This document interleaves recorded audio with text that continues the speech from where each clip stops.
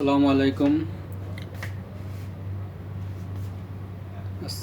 আজকে একটা সকালে নিউজ দেখলাম, স্বরাষ্ট্রমন্ত্রীর বক্তব্য। তার বক্তব্য শুনে মনে হচ্ছে বাংলাদেশের কোনো খোঁজ খবরই তার কাছে নেই। তারা মন্ত্রী পদে থেকে তারা কি দেশের খোঁজ খবর রাখে জানি না, মাথায় আসে না। এরকম মিথ্যা কথাগুলো মিডিয়ার সামনে এসে কিভাবে যে বলে আমাদের মাথায় ধরে না।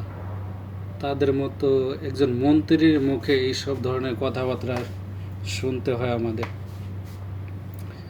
একটা শিশুও নাকি মারা যায়নি তার বক্তব্যে, অথচ মিডিয়াতে চাক্ষুষ প্রমাণ আছে, মিডিয়ায় দেখাচ্ছে 4 বছরের শিশু, 6 বছরের শিশু বাসায় পর্যন্ত তারা সেফ নেই। পুলিশের গুলিতে নিহত হয়েছে কতগুলো বাচ্চা, আর আজকে সে মিডিয়ায় এসে বলছে কোনো শিশু মারা যায়নি, যা মারা গিয়েছে কিশোর, তাও আবার অন্য মানুষের হাতের গুলিতে। বলছে এগুলো পুলিশের বন্দুকের গুলি না।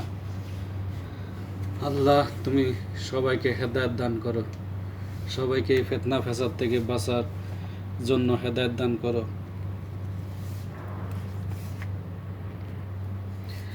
আজকে বাংলাদেশে এই পরিস্থিতিতে আসতো না যদি সরকার প্রথমেই উদ্যোগ নিত, তাদের সাথে সমঝোতায় আসতো, তাদের দাবি দাবা মেনে নিত। তারাই কিন্তু উস্কানি দিয়েছে। এই তাদের কথাবার্তা, তাদের যে বক্তব্য, এই বক্তব্যের কারণে আজকে এই বাংলাদেশের এই পরিস্থিতি। জানি না আগামীতে কি হয়, বাংলাদেশে কোন পথে যায়। এই সমস্ত যে